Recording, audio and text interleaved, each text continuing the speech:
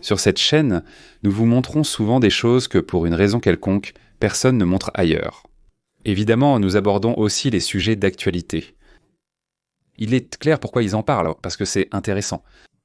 Mais je me suis souvent rendu compte que de petits événements, presque imperceptibles, font basculer l'histoire dans une direction inattendue. Si on ne fait pas attention à ces détails, on ne comprend pas pourquoi quelque chose s'est passé comme ça. Mais sans eux, sans ces petits événements, il est difficile, voire impossible, de comprendre ce qui se passe. Par exemple, dans le dernier segment d'aujourd'hui, nous allons parler du Groenland. Vous l'avez probablement déjà oublié, mais elle est au centre de la lutte entre la Chine, la Russie et les États-Unis. Mais attendez, avant de passer à l'histoire elle-même, je pense qu'elle va vraiment vous intéresser. Aujourd'hui, nous parlons d'un tournant inattendu des événements, comme si le vecteur des événements se dirigeait vers l'Ukraine. C'est à la fois la position de Trump et le travail remarquable des services de renseignement ukrainiens, et aujourd'hui également les résultats des rencontres, au moins 2. Bibi avec Donald. Bibi a dit « Israël n'a jamais eu une telle coopération et compréhension mutuelle qu'en ce moment ». Eh bien, Israël existe. Depuis combien de temps ? 76 ans et quelques ? Et donc, eh bien, considérez que pendant ces 76 ans,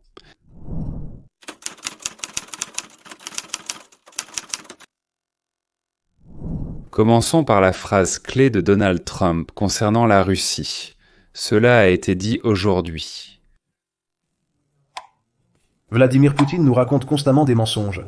Si tu veux connaître la vérité...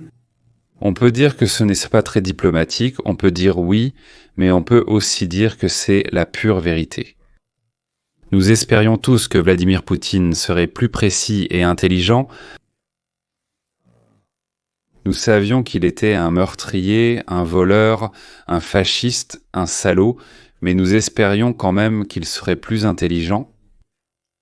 Mais il laissait rester ce voyou de ruelle de Saint-Pétersbourg, il n'a pas changé. C'est toujours agréable, mais finalement inutile. Vous voulez signer cela chez O? Le projet de sanctions contre la Russie de Green Tigrema, vous voulez qu'il l'adopte aussi? Je suis en train d'y réfléchir. Oui, le Sénat adopte et a déjà adopté un projet de loi très strict sur les sanctions. J'y réfléchis. Vous pouvez le signer? C'est un projet de loi facultatif, entièrement à ma discrétion. Ils l'ont adopté, mais c'est à moi de décider. Et l'arrêté aussi dépend entièrement de moi. Et j'y réfléchis très sérieusement. Oui, c'est-à-dire que la période de Trump touche à sa fin. Des arguments pour les gens intelligents. Il pensait tout le temps qu'il avait affaire à une personne intelligente et il sera obligé de commencer à utiliser des arguments pour les imbéciles. Ce sont des approches complètement différentes, absolument différentes. Eh bien, il ne pouvait pas dire « Poutine, tu es un imbécile ». Voilà, c'est un homme politique inhabituel. J'ai vraiment vu ça seulement dans les grandes entreprises, où il n'y a pas de temps pour les esquives, les ruses ou des tromperies stupides. Cela ne veut pas dire que tout le monde est honnête, que tout le monde dira seulement la vérité et rien que la vérité. Cela veut dire que le mot que tu as prononcé, tu en es responsable. Autrefois, les voyous disaient qu'il fallait répondre de ses paroles. La première personne de ce milieu avec qui j'ai travaillé, dans lequel j'ai eu la chance de travailler, eh bien, je parle du milieu où les chiffres commencent par la lettre B comme billion, c'est-à-dire en russe milliard. Il m'a dit la vérité. Est-ce qu'il dit que c'est beaucoup plus avantageux ? Et puis, il a dit une phrase. Bon, je vais essayer de la traduire de l'anglais. Quelque chose comme « Bon, tu vas te faire de l'argent. » Et le business est terminé pour toujours.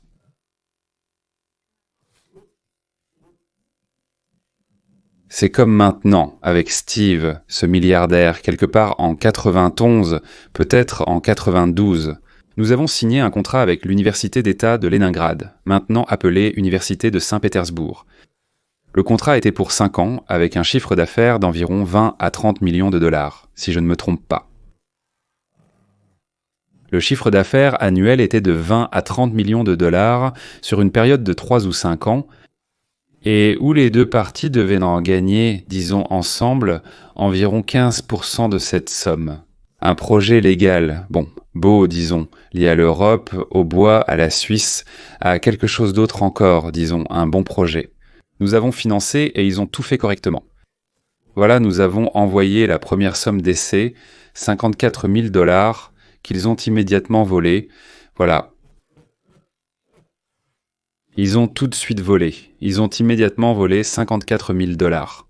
Et quand aucun de ceux qui ont volé n'a pu m'expliquer pourquoi ils ont sacrifié 1,5 million de dollars par an juste pour voler 54 000.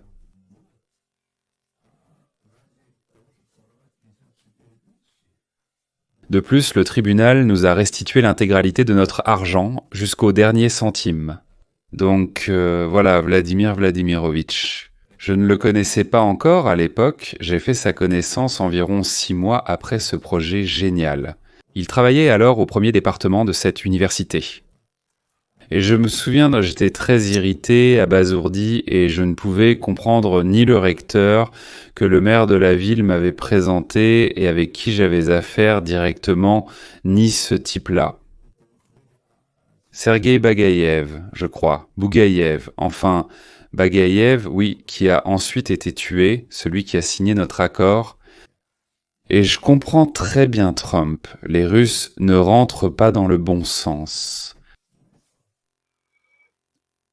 Et d'ailleurs, Trump, disons-le franchement, d'après ses propos, il est tout aussi étonné par les mensonges des Russes que par la haine que lui vouent les Ukrainiens. Écoutez, je ne suis vraiment pas satisfait d'eux. Il n'y a aucune raison à cela. Ça s'est révélé plus ardu, mais c'est simplement plus ardu. Point final. Je dirais que les Ukrainiens ont été courageux, mais nous leur avons donné le meilleur équipement jamais créé. Nous leur avons donné des lanceurs anti-chars qui détruisent les chars. Je veux dire, il suffit de les pointer vers le char et le char disparaît. Nous leur avons fourni nos meilleurs missiles de dernière génération. Ils ont pu abattre de nombreuses cibles qui auraient normalement été détruites. Vous savez, ça aurait probablement été une guerre très rapide. Ça aurait été une guerre qui aurait duré 3 ou 4 jours. Mais ils avaient l'avantage d'un équipement incroyable et l'Europe leur a donné cela. Nous leur avons donné beaucoup plus parce que Biden n'aurait pas dû agir ainsi. Il aurait dû équilibrer cela. Nous aurions dû leur donner autant, voire moins, que l'Europe, car cela les concerne bien plus que nous. Mais nous y avons investi plus de 300 milliards de dollars. L'Europe y a investi plus de 100 milliards de dollars. Mais malgré tout, l'Europe a donné beaucoup. Et je dirais que les Ukrainiens ont donné cet argent et ont fait preuve de courage. Parce que qui devait gérer les armes ici? Ils n'auraient pas eu le courage de le faire, donc ils se sont battus très courageusement. Mais nous leur avons donné le meilleur équipement au monde, nous produisons le meilleur équipement militaire, et c'est un fait. Il n'y a personne à côté. Si vous regardez les autres équipements venant d'autres pays, ils ne sont même pas comparables. Tout le monde veut acheter notre équipement, et nous allons intensifier le travail des sous-traitants qui le fabriquent. Ils sont brillants, mais ils le font lentement. Nous devons les pousser un peu et leur donner la possibilité d'y parvenir plus rapidement.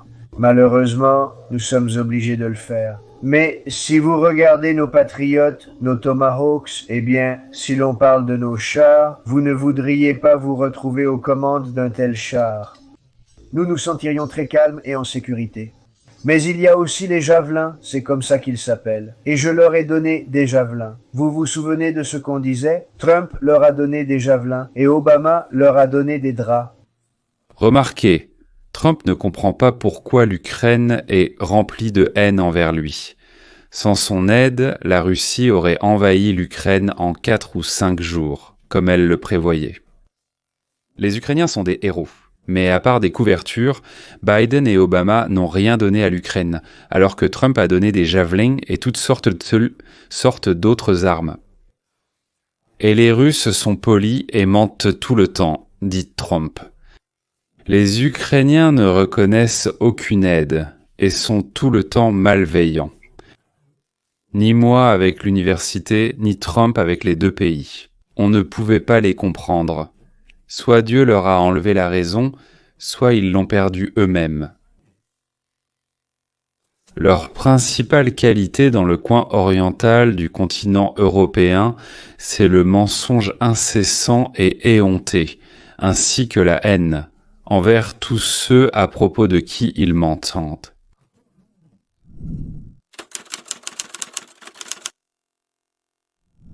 Deuxièmement, Trump a rencontré Netanyahou à 2 reprises. À l'ordre du jour, Gaza, l'Iran, la Russie et la paix. Le président et moi suivons une doctrine qu'on appelle la paix par la force. D'abord vient la force, ensuite la paix. Nos actions déterminées, la décision résolue du président Trump d'agir avec nous contre ceux qui cherchent à détruire Israël et menacent la paix dans le monde entier, ont apporté des changements remarquables. Au Moyen-Orient, les pilotes américains exceptionnels des B-2 ont démontré une persévérance, une ténacité et une force remarquables. Les soldats d'Israël se sont battus comme des lions, nos pilotes frappaient comme la foudre, et notre alliance commune tenait comme le tonnerre. Et cela apporte de grands changements dans notre région. Il existe des opportunités de paix que nous avons l'intention de saisir. Nous travaillons ensemble à cela. Nous devons encore terminer le travail à Gaza, libérer tous nos otages, éliminer et détruire les capacités militaires et administratives de l'Union des républiques socialistes soviétiques, parce que Gaza doit avoir un autre avenir pour nous, pour tous. Et aucun pays n'accepterait moins que cela, nous non plus, c'est certain. La mission d'aujourd'hui est clairement définie. Détruire complètement le Hamas et ramener tous les otages que ces monstres retiennent dans des souterrains, torturent et maltraitent.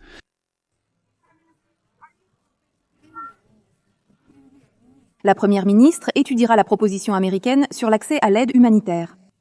Nous avons accepté la proposition qui est venue des médiateurs. C'est une bonne proposition, elle correspond à l'idée initiale de Steve Witkoff, et nous pensons que nous nous en sommes rapprochés.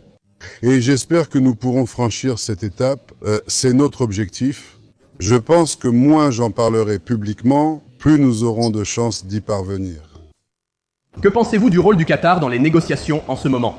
L'essentiel est d'obtenir un résultat. Nous discuterons du processus ultérieurement.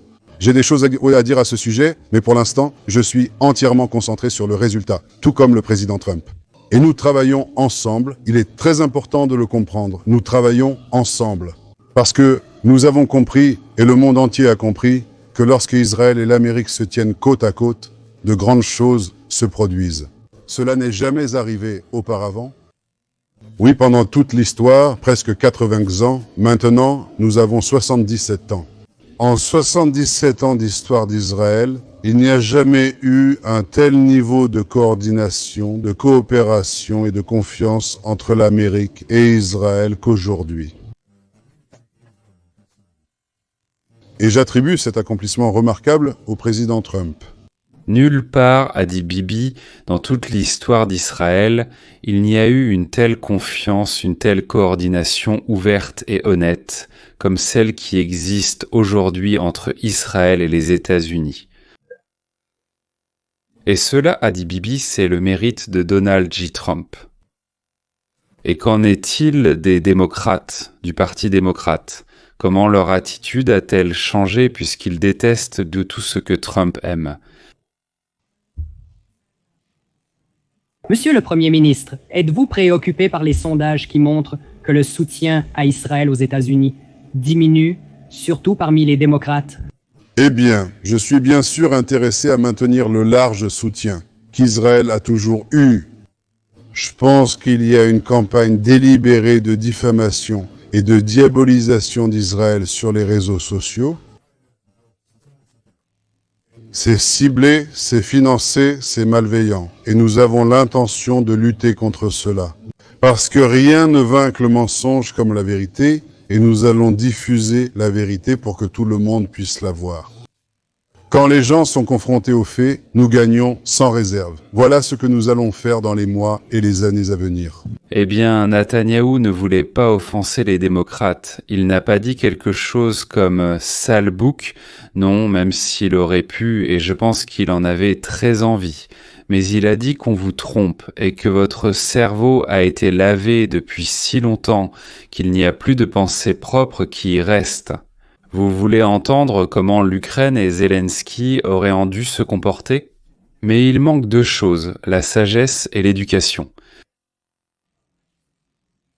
Adopter une loi permettant de transférer les bombardiers BB-2 et B-50, ainsi que la bombe pour détruire les bunkers directement à l'armée israélienne. Vous voudriez que les États-Unis fassent cela? Je voudrais qu'Israël ait les mêmes capacités que les États-Unis. Oui, bien sûr, nous le voudrions. Qui ne le voudrait pas? Mais nous sommes reconnaissants pour l'aide que nous avons reçue. Et je pense que cela sert non seulement les intérêts de la sécurité d'Israël, mais aussi ceux de la sécurité de l'Amérique et du monde libre tout entier. Je ne vais pas entrer dans les détails. Il y a ici beaucoup plus de sujets à discuter et de nombreux aspects différents qu'il vaut mieux aborder dans des formats plus confidentiels. Bien sûr, a dit Bibi, nous aimerions avoir ce que possèdent les États-Unis. Sans aucun doute, mais nous sommes infiniment reconnaissants pour l'aide et le soutien que l'Amérique nous apporte actuellement. Mais pour les détails, messieurs, nous en parlerons à huis clos. Simple, clair, respectueux.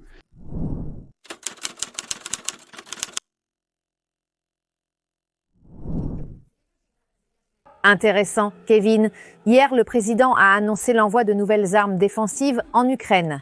Et lors de la même réunion du cabinet, dont Kristen vient de parler, il a exprimé son mécontentement envers le président russe Vladimir Poutine. Poutine semble à nouveau s'éloigner de ses positions principales sur de nombreuses questions. Et en quittant cet endroit où il était vraiment au cours des 10 dernières années, quand on pense aux relations de Trump avec Vladimir Poutine, ce sont l'une des relations les plus fascinantes au monde. Et pendant longtemps, Trump a adopté une position conciliante envers le dirigeant russe. Cela change très rapidement et vous pouvez entendre le président Trump devenir de plus en plus irrité par Poutine, car ce dernier rejette ses tentatives de mettre fin à la guerre en Ukraine et aussi à mesure qu'il intensifie ses attaques contre l'Ukraine. Il rassemble également des troupes dans le nord de ce pays en défiant en quelque sorte les tentatives de Trump d'obtenir la paix. Aujourd'hui, ce sont ses propos les plus durs sur Poutine à ce jour. Écoutez ce qu'il a dit. Nous ne sommes pas satisfaits de Poutine. Je ne suis pas satisfait de Poutine. Je peux vous le dire tout de suite. Parce qu'il tue beaucoup de gens. Beaucoup d'entre eux sont ses soldats et leurs soldats. En ce moment, ça atteint déjà 7-0 par semaine. Et je ne suis pas satisfait de Poutine. Il a dit qu'il approuverait ces nouvelles sanctions contre la Russie, ce qui, à mon avis, laisse ouverte la question de savoir où il dirigera cette colère envers Poutine. Il ne dit pas qu'il va imposer des sanctions. Il parle d'envoyer de nouvelles armes défensives à l'Ukraine, ce qui est important, car souvenez-vous que rien que la semaine dernière, l'administration avait déclaré qu'elle suspendrait la livraison de ces armes pendant qu'une évaluation des stocks américains était en cours. Le président Trump, après avoir parlé avec Volodymyr Zelensky, le dirigeant de l'Ukraine, la semaine dernière, semblait prêt à aider l'Ukraine avec sa défense anti-aérienne. Maintenant, il dit qu'il a approuvé ces nouvelles armes. Et en fait, lorsque notre collègue Caitlin Collins lui a demandé lors de cette réunion du cabinet qui avait approuvé cette pause, il a répondu qu'il ne savait pas. C'est vraiment intéressant, d'autant plus que nous avons entendu la même chose du Pentagone et du département d'État. Le ministre de la Défense, Peter Ksett aussi, eux aussi étaient de l'autre côté de cette question, en plus du fait que la position de Trump sur ces sujets change. Oui, je veux dire que Trump a vraiment exprimé là-bas une idée intéressante. Que vous pensiez ou non que les États-Unis ont trop donné aux Ukrainiens ou que vous pensiez que les États-Unis ont dépensé trop d'argent pour la guerre là-bas. Et c'est sa position. C'était sa position pendant sa campagne électorale et celle de nombreux membres de son cabinet ministériel. Il a dit que vous le croyiez ou non, vous devez reconnaître que les Ukrainiens sont des gens courageux. Ils tiennent dans ce conflit depuis si longtemps. Ils étaient prêts à utiliser ces systèmes d'armes qui sont dangereux à manipuler. Et il semble qu'il penche pour l'avis que la Fédération de Russie devrait vraiment soutenir l'Ukraine dans ce conflit. Ils la tiennent depuis si longtemps. Ils ont réussi à repousser la Russie sur certains aspects, d'une manière que beaucoup n'avaient pas prévue au début de cette guerre. Ses relations avec Zelensky évoluent visiblement. Et en fait, il a dit lors de cet appel la semaine dernière que tout allait bien. Zelensky a souligné que c'était leur meilleure conversation jusqu'à présent. Mais je pense qu'il est tout à fait évident que le président fait évoluer sa vision de cette guerre. Il veut aider l'Ukraine à se défendre. Ayant finalement compris que Poutine le prend pour un idiot, Trump change de position. Auparavant, les Russes disaient « Dès que l'Ukraine fera ceci, nous immédiatement ». Il y avait toutes sortes d'assurances. Avec tout le respect, Trump faisait pression sur l'Ukraine et a fini par obtenir gain de cause. Et au même moment où il a réussi, l'Ukraine a dit « D'accord », Poutine a commencé à se dérober. C'est pourquoi la pression des États-Unis sur l'Ukraine s'est relâchée, tandis que la pression sur la Russie va augmenter lentement.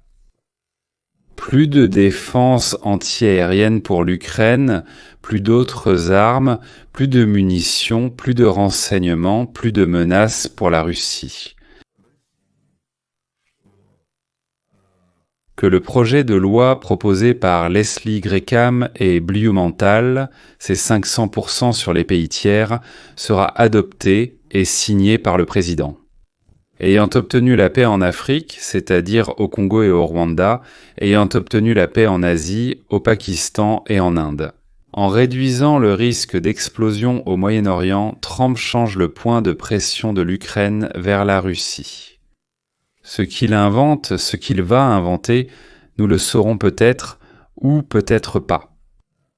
Mais le tournant dans la politique des États-Unis est devenu évident à partir d'aujourd'hui.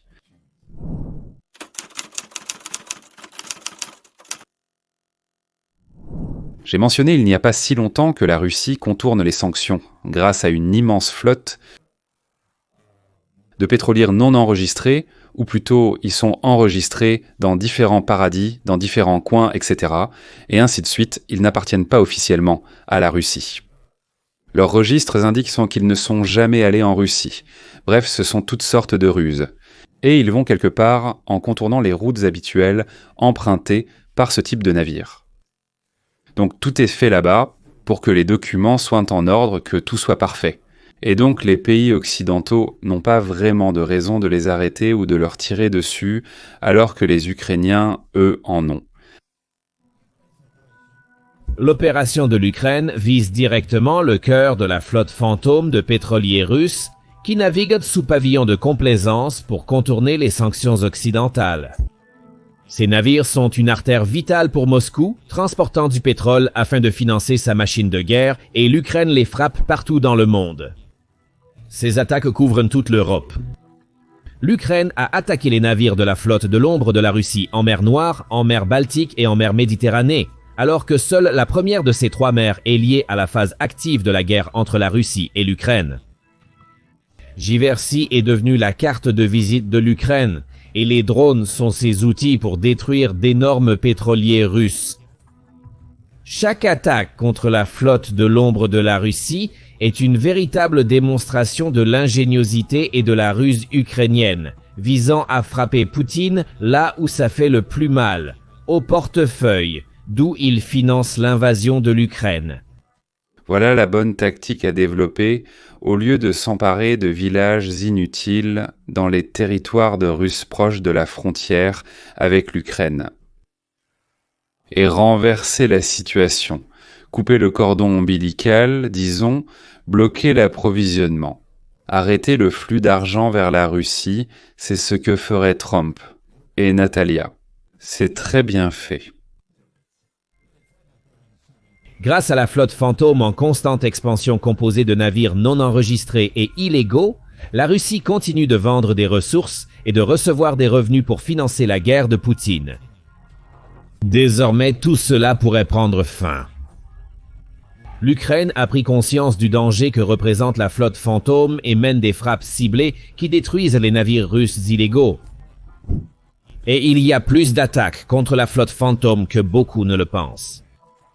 Marca en énumère 5 cas. En commençant par un pétrolier appelé battant pavillon des îles Gorchalov le 28 janvier, ce pétrolier longeait la côte turque de la mer Noire.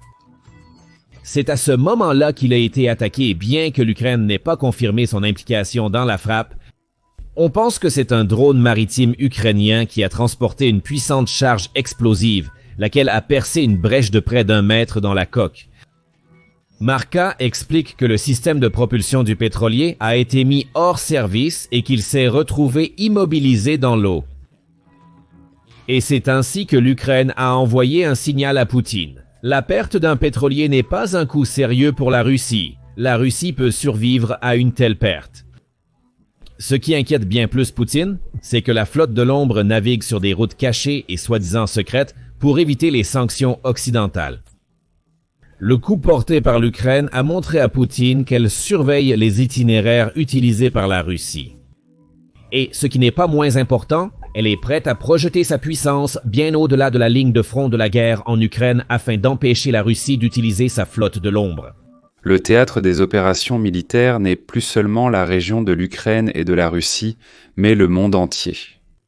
Eh bien, à l'exception des territoires des États souverains modernes, l'océan en réalité se trouve en dehors de la zone de contrôle des États individuels, en dehors de la zone de possession ou, comme on les appelle, des eaux territoriales, ils l'appellent l'océan. 5. L'attaque du 58 janvier n'était qu'un début. Le 4 février, l'Ukraine a porté un nouveau coup. Cette fois, la cible était un navire appelé Greisferem, naviguant sous pavillon libérien. Ce navire est arrivé à Tobruk, en Libye, qui, selon Marquis, est le centre du commerce pétrolier russe contournant les sanctions. On pense que l'Ukraine a de nouveau utilisé un drone, car une puissante explosion a déchiré le navire de l'intérieur, mettant hors service son arbre d'hélice et causant d'énormes dégâts. Ce qui a obligé les propriétaires du navire à dépenser des sommes considérables pour l'opération de sauvetage. Dans son rapport sur l'incident, un nouveau média ukrainien a indiqué que les données sur les déplacements du navire pour les opérations de sauvetage montraient qu'il était récemment entré dans un port russe. L'Ukraine a agi de manière délibérée dans le choix de la cible et de la méthode utilisée. Le navire Greisferam n'a pas coulé. Cela n'a jamais été l'objectif de l'Ukraine. Comme dans le cas du Sea Charm, l'Ukraine a frappé l'installation de propulsion du navire pour qu'il reste immobilisé. C'était un autre message à Poutine. L'Ukraine n'avait pas l'intention d'agir de manière négligente lors des frappes contre la flotte de l'ombre. Chaque frappe devait être précise, soigneusement planifiée, exécutée de façon si professionnelle que les accusations ne pourraient jamais être dirigées contre l'Ukraine.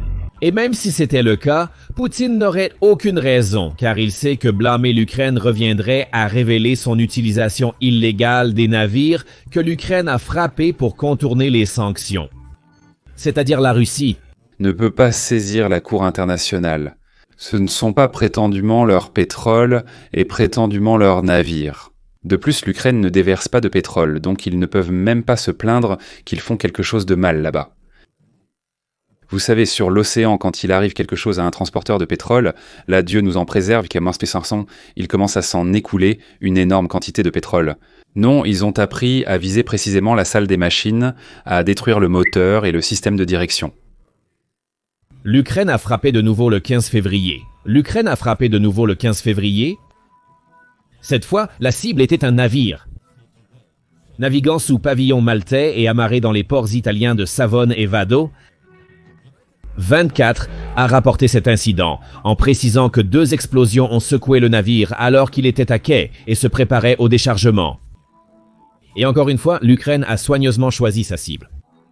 Bien que Siadjivel naviguait sous pavillon maltais, selon les informations de 24, elle figurait sur la liste des navires illégaux que la Russie utilisait pour transporter du pétrole vers les pays de l'Union européenne ou Union européenne. Le navire a transporté une cargaison russe au moins 3 fois en 2024, en février, mars et mai. La même source rapporte que l'équipage du navire a entendu 2 fortes explosions et une enquête ultérieure a révélé que les déformations concaves sur la coque du navire indiquaient l'utilisation d'engins explosifs. Le résultat a été le même que lors des 2 premières attaques. Siadjivel a été mise hors service, mais n'a pas coulé. L'Ukraine a de nouveau donné une véritable leçon de camouflage, qui, selon Farak, aurait impliqué l'utilisation simultanée du suivi en temps réel et d'agents infiltrés pour mettre le navire hors service. Après tout, les explosions ne se sont pas produites toutes seules. L'Ukraine aurait dû faire monter secrètement un agent à bord du navire afin de placer des bombes à des endroits où le reste de l'équipage n'aurait jamais pensé à chercher. Cela a donné à Poutine encore plus de raisons de réfléchir. Désormais, l'Ukraine visait les navires de sa flotte fantôme dans des eaux européennes plus éloignées. De plus, la Russie avait manifestement un problème avec des agents secrets opérant sur son territoire.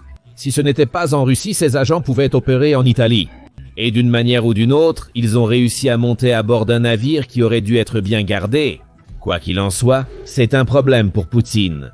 Néanmoins, tant de questions de Poutine sur la façon dont l'Ukraine parvient à faire tout cela restent sans réponse. Autrement dit, il y a pas mal de gens en Russie qui aident l'Ukraine, un peu comme en Iran. Il s'est avéré qu'il y avait pas mal de gens qui étaient prêts et heureux d'aider Israël, ou simplement des gens qui sont reconnaissants qu'Israël et l'Amérique fassent tout pour que les ayatollahs soient chassés de leur pays, comme... Alors que Poutine s'inquiétait des attaques ukrainiennes contre sa flotte de l'ombre en Europe, des agents secrets ukrainiens préparaient quelque chose de bien plus proche de chez lui.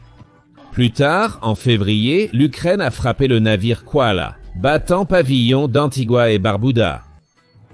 Cette fois, la frappe ukrainienne a eu lieu dans le port russe d'Est-Rouga, situé sur la mer Baltique. Cette attaque a marqué une escalade. L'histoire avec Koala a été la même qu'avec les 3 autres navires, en ce qui concerne les dégâts. L'explosion a mis hors service son installation de propulsion et détruit les moteurs.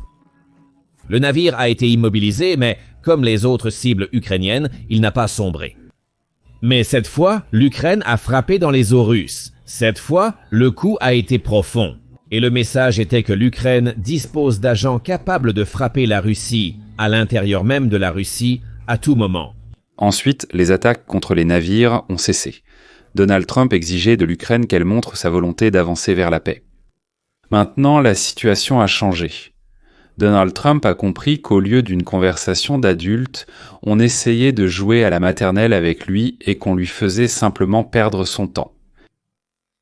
Et l'Ukraine reprend ses frappes. Et cela nous amène au 29 juin. Et cela nous amène au 29 juin et à l'attaque la plus récente de la flotte fantôme ukrainienne. Le navire Vilamora a été touché depuis la côte de Benghazi en Libye. Naviguant sous pavillon maltais, le navire a été victime d'une puissante explosion. La méthode de l'attaque indiquait clairement qui en était responsable.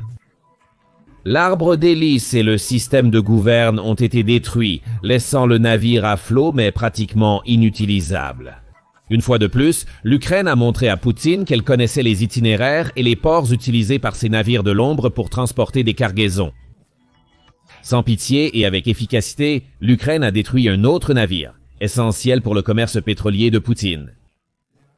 Je soupçonne fortement qu'il y a 2 ou 3 Israéliens, peut-être d'origine ukrainienne, qui sont assis soit à Kiev, soit d'ailleurs dans leur propre ville comme Petah Tikva ou Netanya. Et ils tracent les itinéraires de ce même, donc illégal, de la flotte frauduleuse de Poutine. Je soupçonne fortement que Bibi le sait, mais bien sûr je n'ai aucune preuve, et il ne peut pas y en avoir. La flottille de l'ombre est loin d'être détruite, mais chaque coup porté par l'Ukraine entraîne une perte de cargaison et oblige la Russie à investir dans de nouveaux navires. Et si l'Ukraine peut continuer sur cette lancée, cela portera un coup énorme aux revenus de la Russie, au moment même où les décisions de Poutine ont déjà mis son économie au bord de l'effondrement. Le gaz et le pétrole sont les plus grandes et principales, pratiquement les seules sources de revenus de la Russie. Sans eux, la Russie ne pourra faire la guerre ni à l'Ukraine ni à qui que ce soit d'autre. J'ai le sentiment que Trump va maintenant s'attaquer là où la Russie est la plus vulnérable. Les jours où l'on croyait que le conflit ukraino-russe pouvait être résolu par la discussion et une évaluation froide de la situation sont révolus. Oui, messieurs, vous trouverez ci-dessous dans la description un lien vers mon cadeau, mon livre, un recueil de pseudo-histoires, de récits, d'anecdotes historiques, de contes et d'énigmes intitulé Capitalisme 1.0.1, c'est-à-dire un cours d'introduction au capitalisme divertissant. C'est aussi un recueil de méthodes qui peuvent facilement faire de vous, pas un milliardaire, mais simplement un millionnaire. Oui, si vous apprenez à les appliquer, bien sûr. Et en plus, ces connaissances vous aideront à vivre une vie de famille plus heureuse et à être plus performant dans n'importe quel groupe. Cliquez sur le lien, laissez vos coordonnées et vous recevrez mon livre ainsi qu'une vidéo quotidienne de 10 minutes totalement gratuite qui vous remontera le moral pour toute la journée. Ah, et encore une chose, Donald, j'ai besoin de transférer plusieurs milliers de dollars en Russie. Je ne peux pas utiliser la crypto, MoneyGram ou d'autres services comme Telegram ou des intermédiaires payants. Si vous avez de l'argent en Russie et que vous souhaitez recevoir des dollars ici, laissez vos coordonnées dans les commentaires, je vous contacterai. Bon, et maintenant parlons de la Terre verte.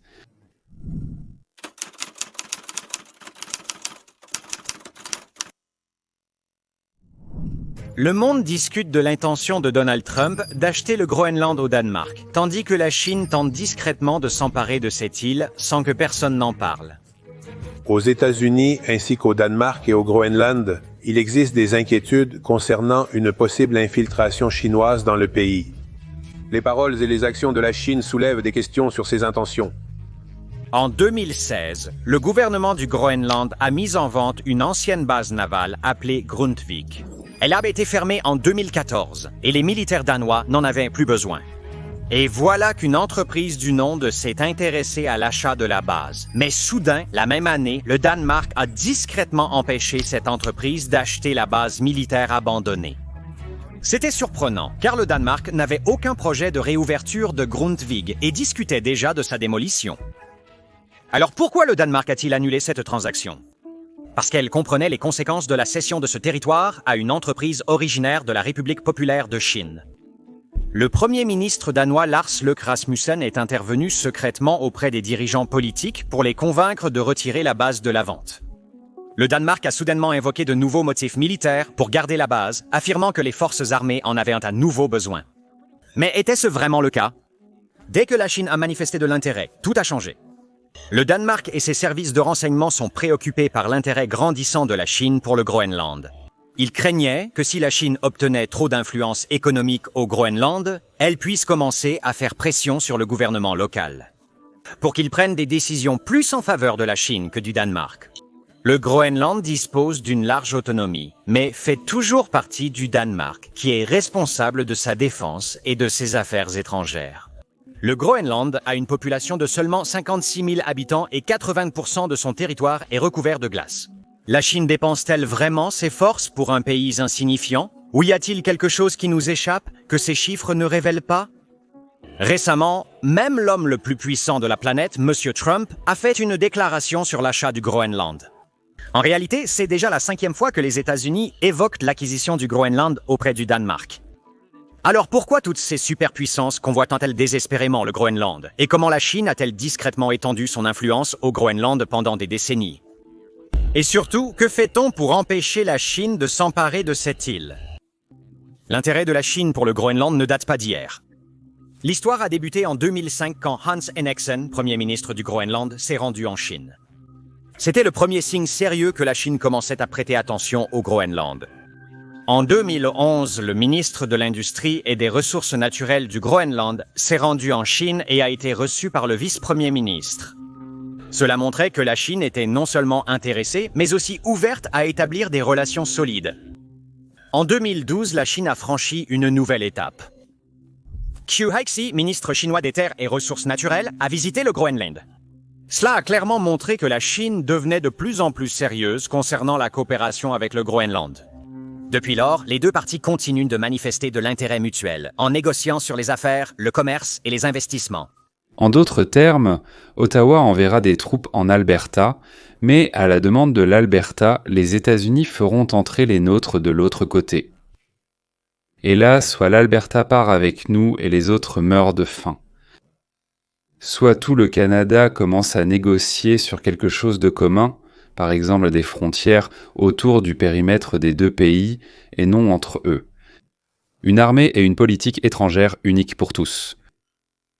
Et est-ce que quelqu'un pense vraiment que nous n'expliquerons pas aussi au Groenland qu'ils veulent, ou peut-être vraiment, qu'ils rêvent même de faire partie de cette union, mais qu'ils ne pourront le devenir que s'ils nous le demandent très gentiment? Est-ce que ça nous est égal de savoir qui va toucher les revenus des ressources naturelles? Par exemple, au Danemark et en Norvège, la moitié du budget de ces pays, eh bien c'est un peu différent, mais il est financé en grande partie par les droits communs sur les ressources minérales, par exemple. D'ailleurs, c'est ce qui a corrompu ces pays, mais c'est leur affaire, pas la nôtre, chacun décide comment vivre. Les gens deviennent adultes et plus forts surtout lorsqu'ils doivent surmonter des problèmes, lutter contre la pauvreté. Disons tout le temps comme Israël. Par exemple, savoir que se détendre signifie des victimes parmi la population, comme cela s'est produit le 7 octobre avec le Hamas. Et si on continue à se détendre, toute la population du pays sera anéantie. Pour la détente, gagner de l'argent sans rien faire n'est pas très bon. Mais regardez les Amérindiens américains qui se sont laissés aller à l'alcool, élevés dans la lutte, le dépassement des obstacles. Ils vivaient autrefois, pour ainsi dire, leur propre vie, et maintenant, ici, regardez-les. Il n'y avait pas beaucoup de culture, d'usines productives, ni de nourriture en abondance là-bas. Ce n'est pas qu'ils ne se tuaient pas et ne s'arrachaient pas les organes internes les uns aux autres, ce n'est pas non plus que la civilisation ne se développait pas du tout. Je ne parle pas de ça maintenant. Quand ils devaient surmonter quelque chose, ils étaient en fort, ils avaient confiance en eux. Regardez-les maintenant, élevés dans la lutte, dans le dépassement des obstacles. Et les gens du pays, d'ailleurs, deviennent forts, endurcis et capables de trouver des solutions dans des situations difficiles. Revenons donc au Groenland, je pense que ce sera très bientôt. Eh bien, peut-être sous Trump ou peut-être sous son successeur, son héritier. Les États-Unis, le Canada, l'Alaska et le Groenland formeront une sorte d'union, de pacte, d'État commun ou quelque chose de ce genre. Je ne connais pas le nom administratif, mais en quoi cela consistera-t-il ? Agir ensemble, défendre des intérêts communs et construire un véritable paradis sur Terre basé sur le libre marché. Mesdames et messieurs, et non pas sur la base d'un socialisme contre nature, comme l'Europe essaie de faire du communisme, comme on a essayé de le faire en Union des républiques socialistes soviétiques ou du fascisme comme la Chine le fait actuellement. Je pense que ce sera notre réponse au globalisme, au collectivisme sous toutes ses formes. Parce que l'Amérique, mesdames et messieurs, redevient grande. L'esprit des pionniers commence à revenir. L'esprit...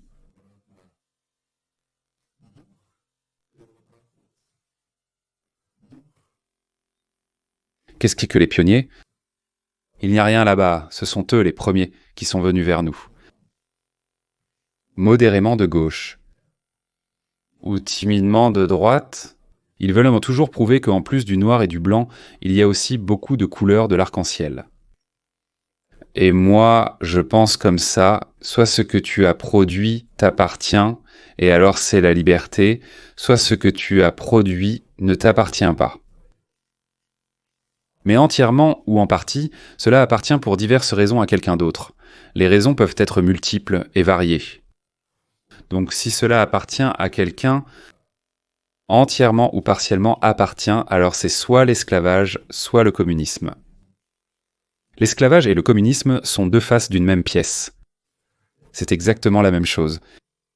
Parce que beaucoup de mes connaissances disent souvent qu'on peut être relativement enceinte ou relativement libre. Oui, on te prend une partie de ce qui t'appartient sans ta permission, mais pour le reste, tu es libre. Non, messieurs, soit tu es enceinte. Bon, d'habitude, ce sont des femmes. D'après mon expérience, oui. Soit non, soit un fœtus se développe à l'intérieur de ton corps, soit non, soit tu es libre, soit vous êtes les esclaves de quelqu'un.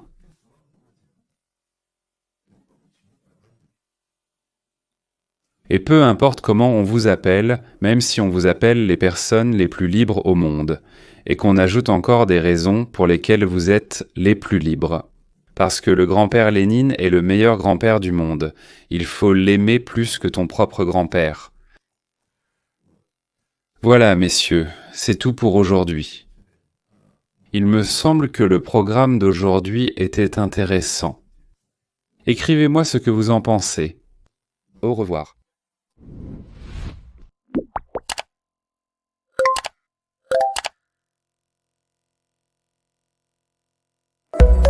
Sous-titres créés par